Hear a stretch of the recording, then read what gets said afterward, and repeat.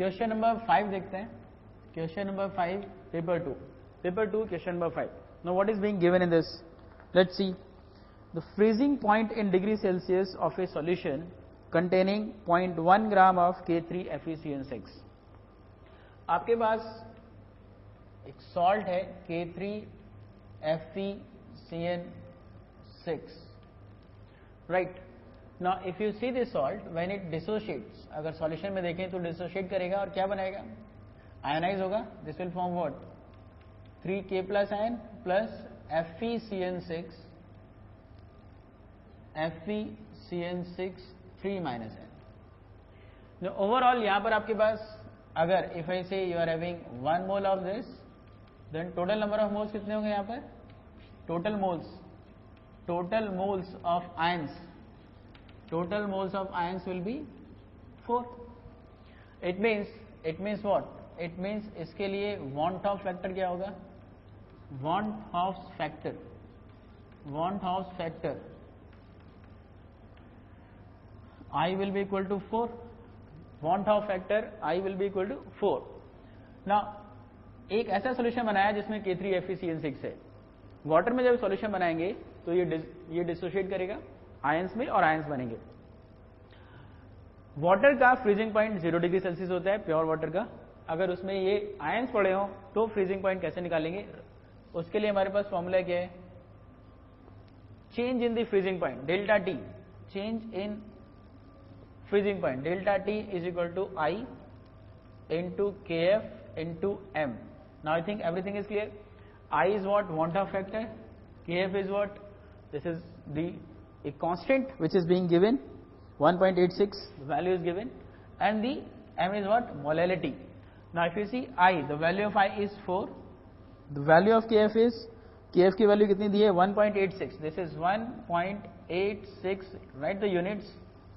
Kilogram kelvin per mole, kilogram kelvin mole inverse into molality. Molality कैसे निकालेंगे भैया?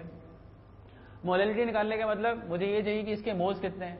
Now if I से this is 0.1 मोल, जैसा कि सवाल में दिया है. मैंने ये माना था अगर 1 मोल हो तो 4 मोल्स बनेंगे. तो अगर ये 0.1 मोल है तो यहां पर कितने मोल्स बन जाएंगे? This will be equal to सवाल दिया है 0.1 gram of this. So this is 0.1 gram. If I am writing this 1 mole मैंने लिए है, if 1 mole of salt is taken, then we have 4 moles of this. इस equation को लिखने का लॉजिक ये था. 1 मोल से इसके 4 मोल बन रहे हैं, इसके एक मॉलिक्यूल से 4 आयंस बनेंगे, इसलिए वांट ऑफ फैक्टर I लिखा मैंने. I की वैल्यू 4 लिखी. Now the question is actually इसके मोल्स कितने हैं? वेट कितना गिवन है हमें सवाल में? Weight is what? 0.1 gram. 0.1 gram divided by its molar mass. Its molar mass is 329. So 0.1 divided by 329. इसके नंबर ऑफ मोल्स आ गए. मोलिटी कैसे निकालते हैं? Moles of solute divided by mass of the solvent. Now solvent का मास इन्होंने दिया है. This is being dissolved in 100 gram of water. So 100 gram water यानी सॉल्वेंट का मास कितना है? 100 ग्राम. अब अगर यहां पर आप ये बोल रहे हो 0.1 डिवाइडेड बाय 29, 329, ऊपर ही लिख लेता हूं इसको so that you will understand it. 0.1 divided by 329, ये आपका हो गया मोल्स किसके? सॉल्यूट के.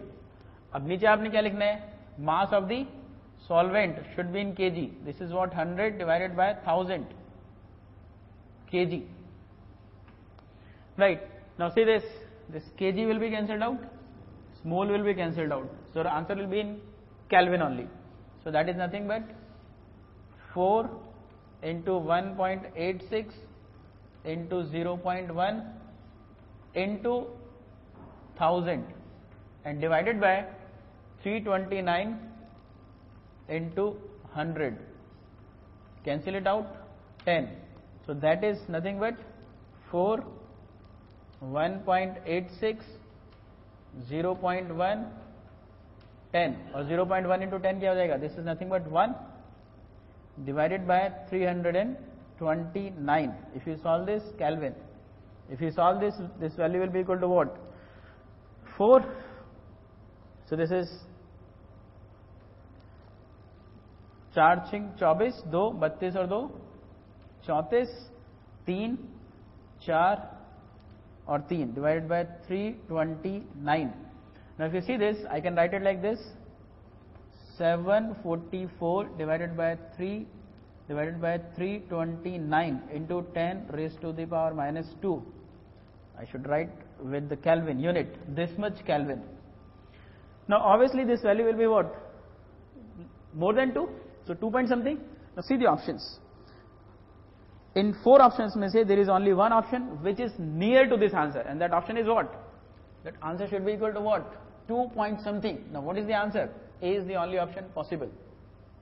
So that value will be equal to, if I solve it, it means what we are having, delta TF is equal to 744 divided by 329 into 10 raised to minus 2 Kelvin, and that is nothing but 2.3 Kelvin. So this is the decrease in freezing point. Decrease in freezing point, because initial freezing point means initial freezing point, या फिर we should say freezing point of pure water, pure H2O is 0 degree Celsius. So decrease in temperature is 2.3. So freezing point of K3Fe6 FeCN6 solution, decrease कितना होना चाहिए? Delta T is 2.3. सो 0 में से 2.3 minus कर दें. 2.3 10 raise to the power minus 2. Sorry, this is what 10 raised to the power minus 2 Kelvin. So that value is nothing but minus 2.3 10 raised to the power minus 2 degree Celsius. अगर आप degree Celsius में लिखेंगे तो. अब देखो यहां per unit मैंने लिखी है केल्विन और यहां पर मैंने आंसर लिखा है डिग्री सेल्सियस में. सिंपल रीजन है, difference on the kelvin scale and difference on the Celsius scale is always equal.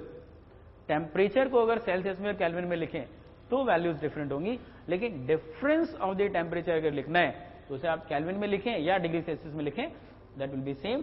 तो अगर फ्रीजिंग पॉइंट में डिफरेंस केल्विन में इतना आ रहा है तो डिग्री सेल्सियस में भी इतना ही होगा.